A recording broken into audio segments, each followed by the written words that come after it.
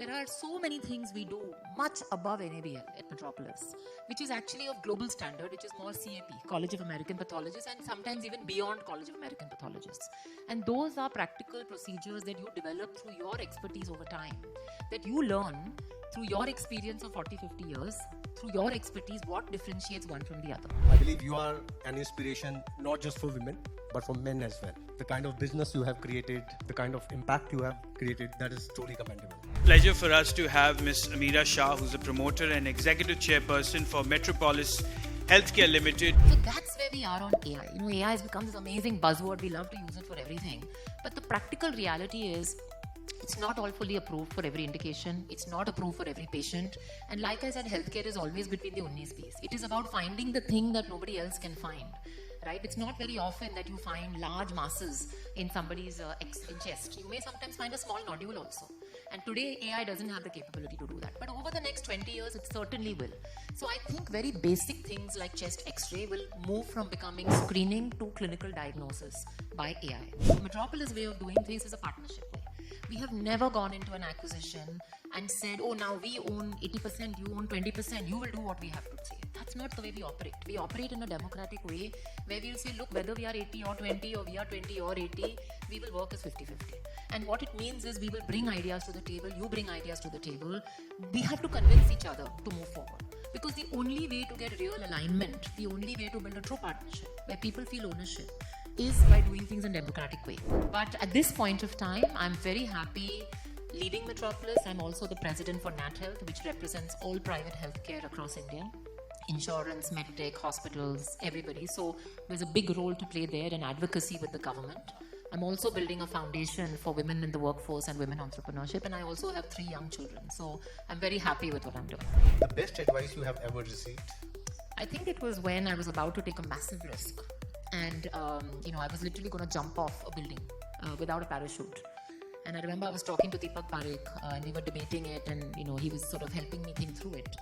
And he told me, he said, Ameera, you'll be able to jump off much easier if you build yourself a parachute. And what that meant was I was taking a 600 crore personal loan to increase my shareholding in my business, and I was going to pay a 18% interest on it. And I was ready to do it, and I had the courage, and I decided I was doing it. But he told me, he said, Ameera, do one thing, please give yourself a dividend of 25 crores and please take that out of the business. So you can put it in fixed deposits. So you know that even if you jump and you crash, there is a parachute to pull you back. And what I realized is I was able to take a far bigger risk when I had built myself a parachute. So that was really good advice. Pleasure for us to have Ms. Ameera Shah, who's a promoter and executive chairperson for Metropolis Healthcare Limited. So once again, welcome to this session. It's very kind of you. Thank you. So I will quickly introduce myself. I'm a lesser known face here. I'm Dr. Nishchal Naveen and I'm a doctor by training. I did my MBBS, MD, General Medicine. I was practicing as a doctor for almost 10 years. And while I was practicing, I started a venture called Cygnus Hospitals. I built a 12 hospital chain, and during this journey, I raised funds from marquee investors like Sequoia Capital, Fidelity, and sold it to a larger group. In my second venture, I built a health tech startup, and now I am also working on Voice of Healthcare and want to bring all the stakeholders onto one common platform. So this is all about me, and everyone knows about Ameera. She's executive chairperson at Metropolis. So once again, welcome to the fireside session. Thank you. So Ameera, we have 2 rounds. One is a broader question round, and second is a rapid fire round. So my first question to you is that India is a price sensitive market.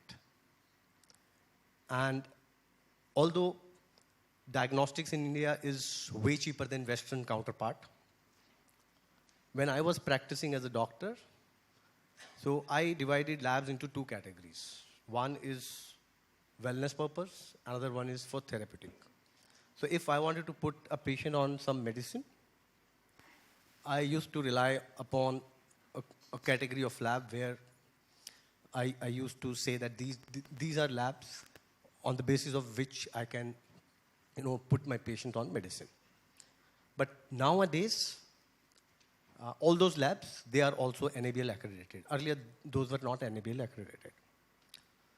So how do you differentiate in quality? I mean, there are labs NABL accredited. One is priced higher and one is priced, cheaper. So how do you differentiate quality? I mean, we are getting the same reports.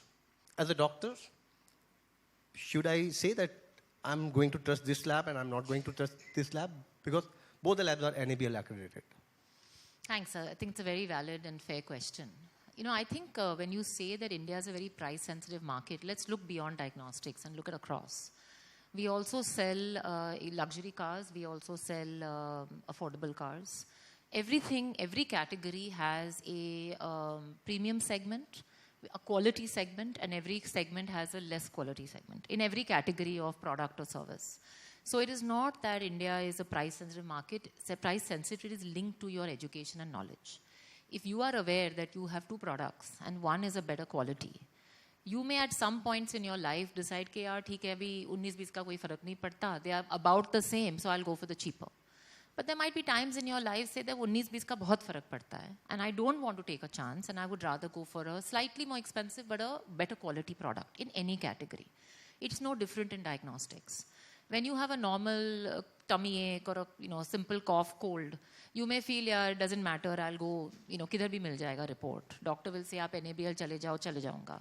Why should I spend more? But you have cancer, you have a stroke, you have a neurological damage, you have brain damage, you have some significant issue in life. You don't want to do 19-20 because it is in the 19-20 in healthcare that things go right or wrong.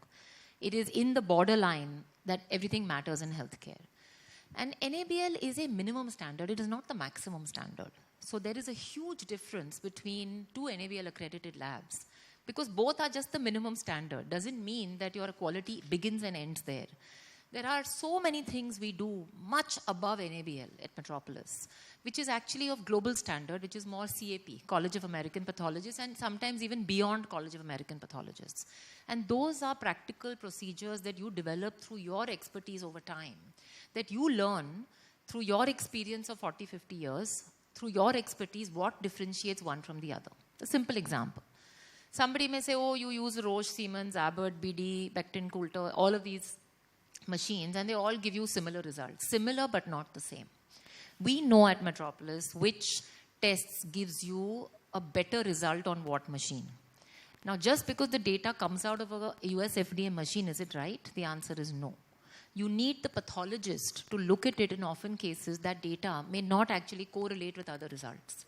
So this is not a automated factory business. कि आपने sample डाल दिया, result निकल दिया, patient को दे दिया. That's not the way it operates. That can operate for some tests. But at Metropolis, we offer 4,500 varieties of tests. And I can tell you, except for 200-300 varieties of tests, everything else requires a lot of expertise from individuals, which cannot be automated, which cannot be replicated, and it is way beyond what NABL prescribes. So while talking about quality, I want to have a public health view. 85% of labs are in unorganized sector, and they are not NABL accredited. And majority labs are run by technicians. There is no pathologist to oversee what's happening in those labs. And at the same time, if I, from accessibility point of view, those are needed because larger chains like Metropolis or other companies, they don't have penetration in those area, because 70% of population is still living in rural India, and tier 2, tier 2 cities still are being served by pathologists, but tier 3 cities still, those cities are not being served by qualified doctors or chains. So how to solve the issue of accessibility? I won't say affordability, accessibility, number one, and quality for that particular segment of population. See, actually, if you see, accessibility is already there to a large extent. I can't say that for the villages of India, but if you take the tier 2, 3, 4 towns, you actually already have accessibility. Pathology has something unique which radiology doesn't. which is that the patient doesn't have to move to the center, but the center can move to the patient, right? So if you actually see between all of us and all my peers who are sitting here on the panel previously, all of us are pretty much covering every tier 2, tier 3, 4 town and city in India today. And I think that accessibility is already there. Where we have not been able to reach is really the villages, really rural India, where government is primarily operating and private healthcare actually has not reached at all. Because if you don't have doctors in a village, it's very difficult for diagnostics to go to that village. So the question is, prescribe kaun karega and how will the patient interpret the report? So you have to be reliant actually on government providing that solution locally at this point of time. And I'm sure as the innovation moves forward, that will change too. And that will continue to be the structural opportunity for diagnostics for the next 20 years. Today, Metropolis is in 750 cities and towns in India. But I believe that for the next 10 years, 20 years, you can keep growing geographically because there are so many more places to go to and to build depth as well as breadth. Absolutely. So while we are talking about accessibility, Ameera, and at the same time, if I talk about AI, all industries, they are adopting AI, left, right, and center. And when it comes to healthcare, there is an inherent resistance of, adoption, especially in healthcare professionals. And if I talk about doctors, they are very, resistant to adopt technology. They feel that I have a clinical, acumen, I will not use technology. I mean to say that there is an inherent resistance amongst healthcare professionals. And nowadays we are talking about, genomics as well, point of care testing as well. So do you think we can solve the problem of accessibility and affordability with all these, AI and point of care testing? We can solve that. And that is my first question. And second, attached to this is, how do you visualize diagnostics after, say, 10 years, 20 years? Do you think traditional labs will be replaced by point of care testing and there will be no lab, only point of care testing devices are being used for diagnostics purpose? No, great questions. I think we tend to think about technology as very binary. We think about it as black or white. This will replace that. And usually the way you've seen technology actually play out is it's always a tool to be used versus replacing something. I mean, you take something as simple as Microsoft Windows. We have all sitting here probably been using it for 30 years, 40 years. But does it mean every individual on the planet uses Microsoft Windows? The answer is no. Right? So answer is always going to be more nuanced and somewhere between the black and white. If you look at point of care today, point of care is traditionally more expensive than centralized labs. While it provides access and it can go to smaller towns because it's a handheld device, it is more expensive because you're doing one test at a time. Versus in a centralized lab, you have economies of scale and therefore you get a cost benefit through it.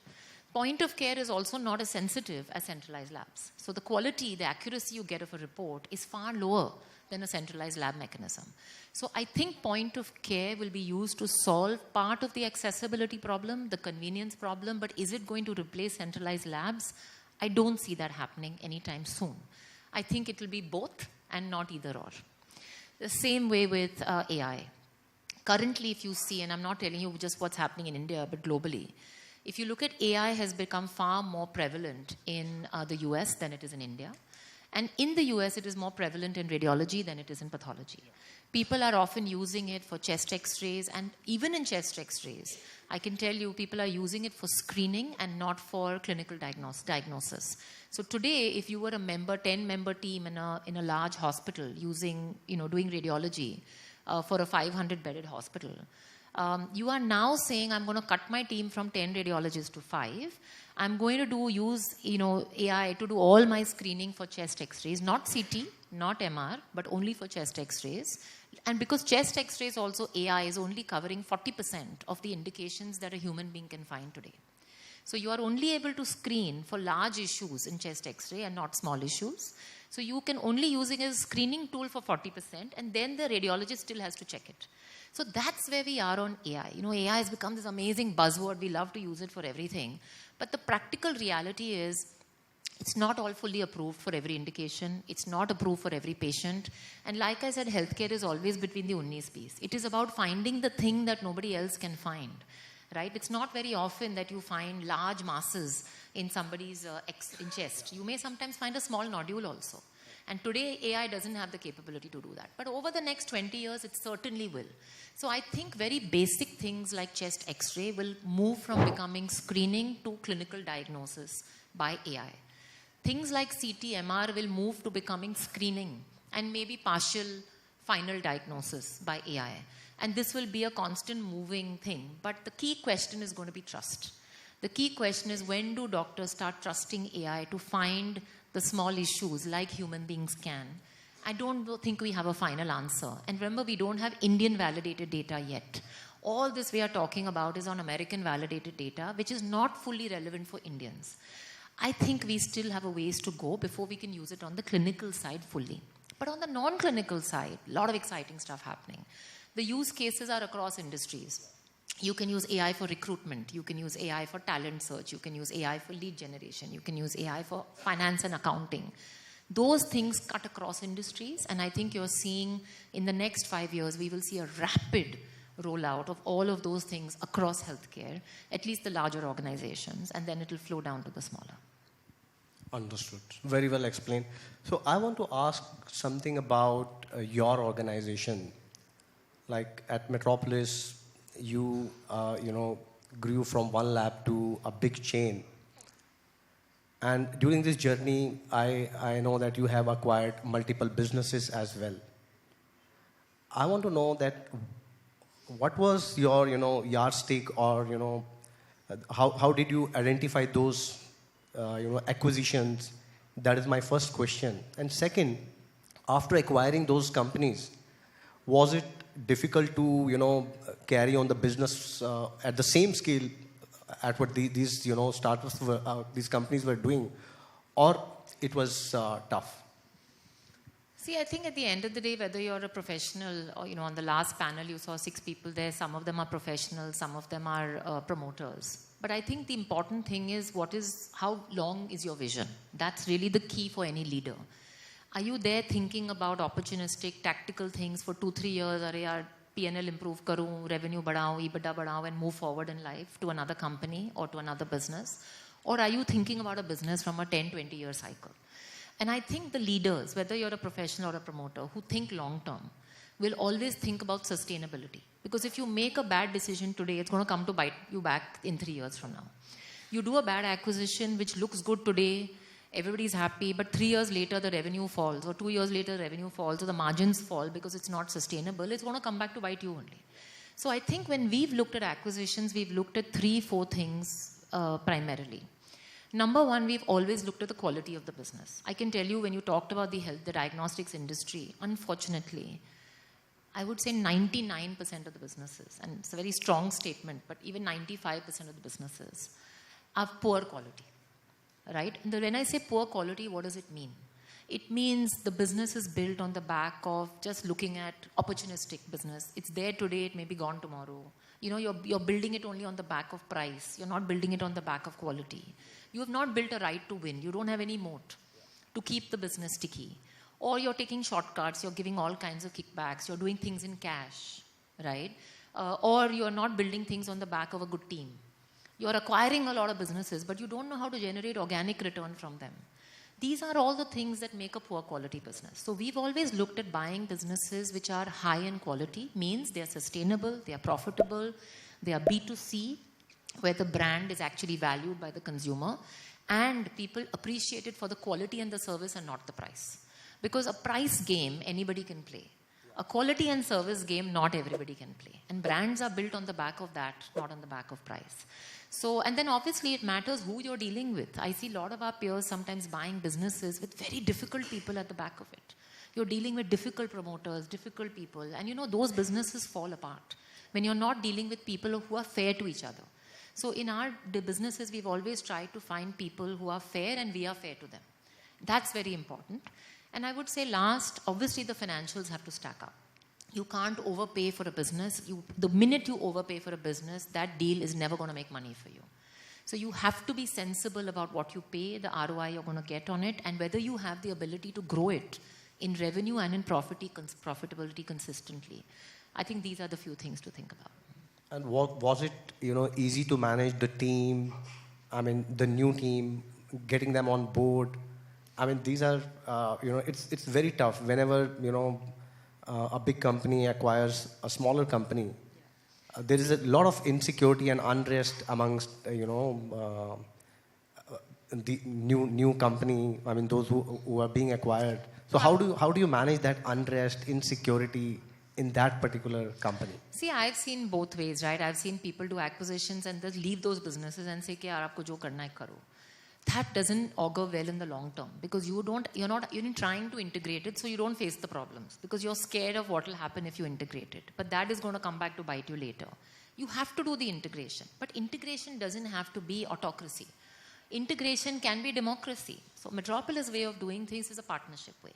We have never gone into an acquisition and said, oh, now we own 80%, you own 20%, you will do what we have to say. That's not the way we operate. We operate in a democratic way where we'll say, look, whether we are 80 or 20 or we are 20 or 80, we will work as 50-50. And what it means is we will bring ideas to the table, you bring ideas to the table. We have to convince each other to move forward. Because the only way to get real alignment, the only way to build a true partnership where people feel ownership is by doing things in a democratic way. Now, what that means is you can't keep democratically arguing forever. You have to put finite timelines and say, let's give this 3 months, let's learn, let's agree to disagree, but let's try to find common ground. At the end of 3 months, 6 months, 1 year, 2 years, if you can't agree, you can't allow the organization to suffer because the mother and father are not agreeing. So you have to then somebody say that, look, I'm going to trust you're going to make a better decision on this one. Or your partner says, no, I'm going to trust you're going to make a better decision on this one. Like we all do with our children, right? Sometimes the mother is the good cop, sometimes the father is the good cop. And you move forward. And that's the way we operate. Understood. So, Ameera, you have been running Metropolis for quite some time. Do you think of starting something something else, some hospital or some non-healthcare business? Do you have some plans? What do you think about that? Look, opportunities come every day. Thoughts come frequently. Why not start hospitals? Why not start this? There's so many opportunities and so many things.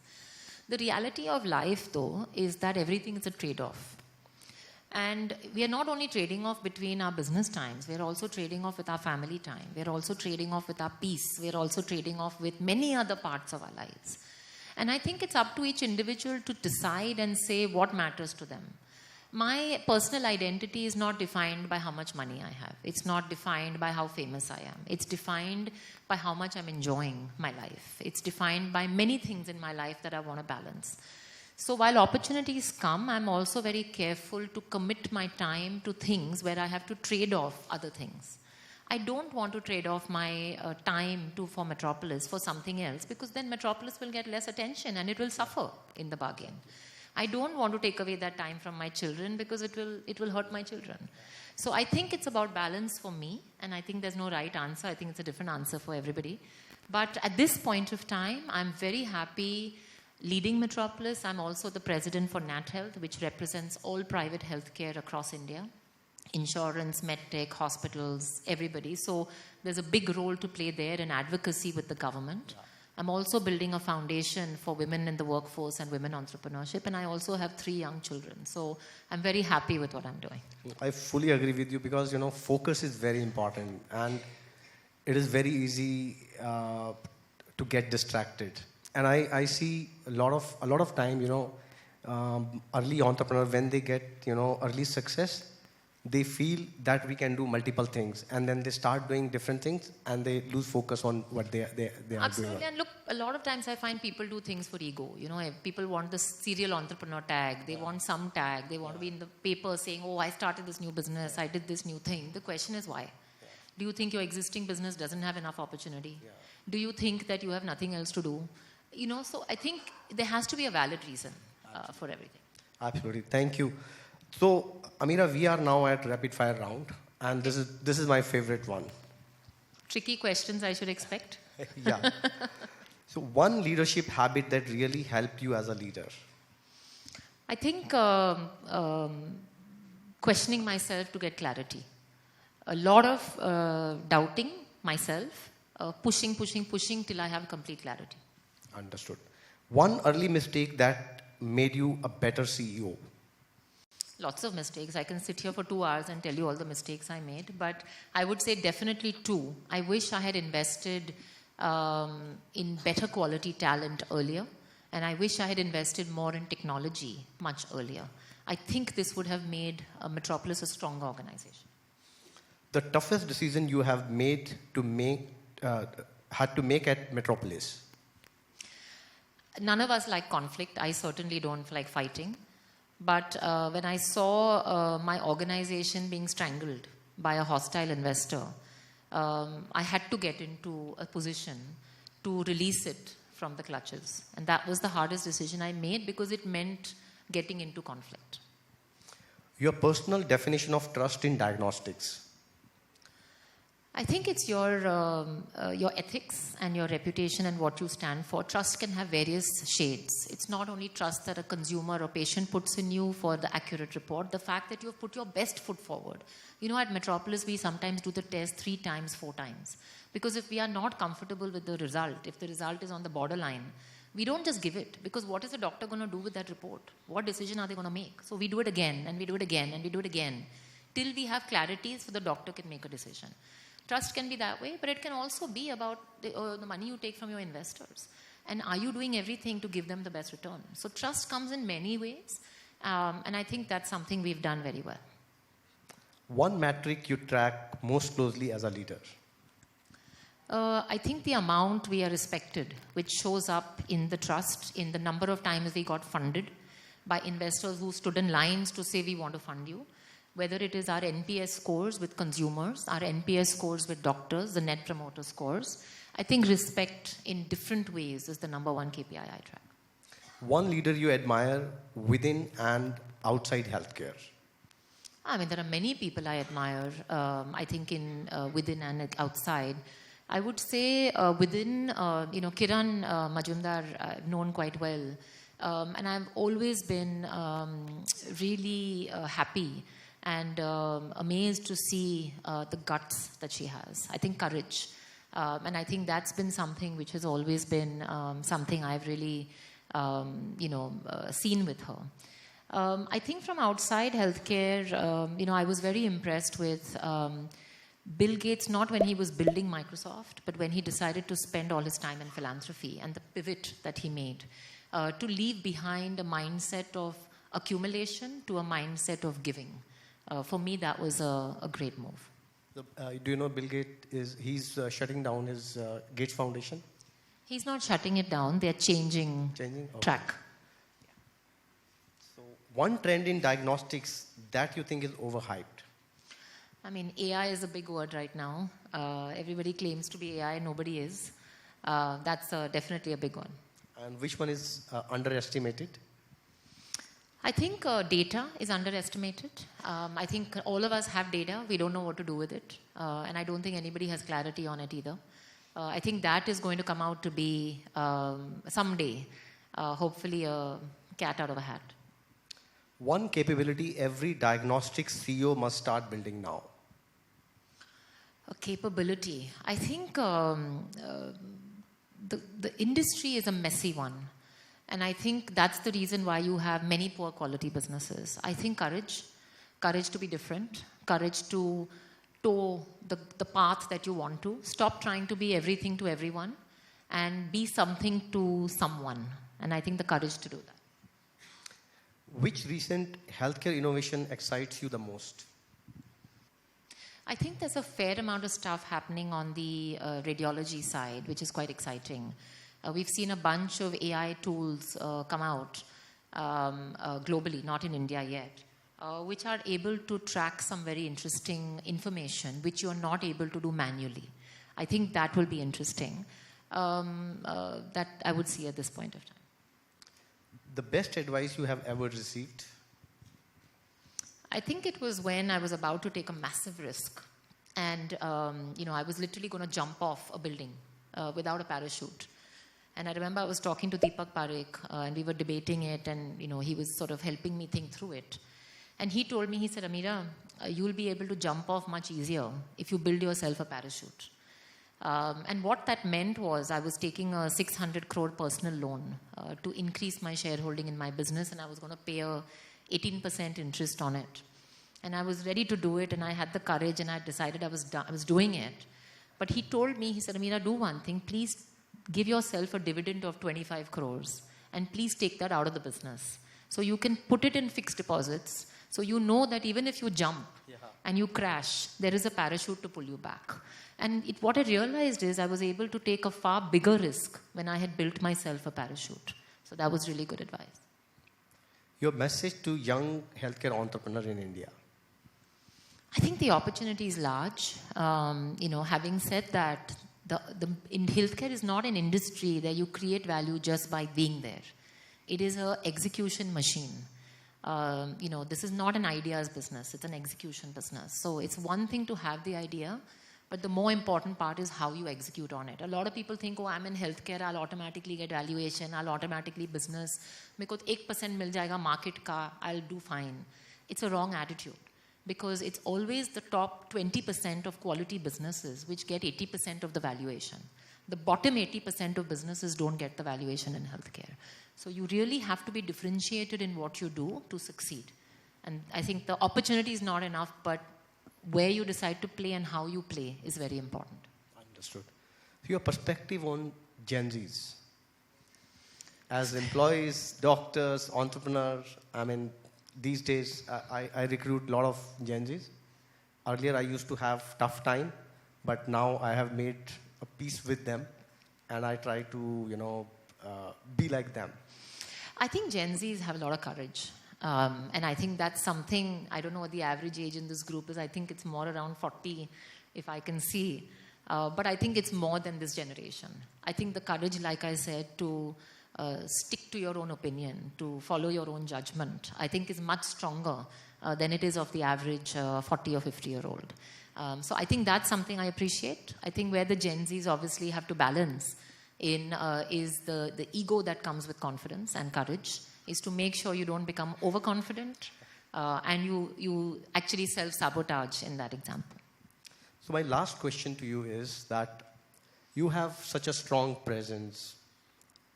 You are good at camera as well. So have you ever got any, opportunity to be in Bollywood or something like that? That's a very random question. Last question. I have to tell you, I have never ever gotten that question before. So you found a very unique question. I have absolutely zero interest in Bollywood or in any of that. I'm actually very happy being in a very purpose-filled environment like healthcare. It gives me real meaning, on an everyday basis. Obviously, from what Arjun was saying, he doesn't sleep so well thinking about Bollywood. And Janvi, he was probably the most honest on the panel. But no, I don't have any interest. But I do want to say that on the previous panel, I was just so happy to see out of the 6 people there, so many people just being so successful in our industry. And 3 of them are actually ex-metropolitans. And I'm very happy that as an organization, we've been able to create that talent that really is now feeding the whole industry. So I'm very glad for that and very happy to see the success of all my peers. Thank you. Thank you very much, Ameera. Thanks a lot.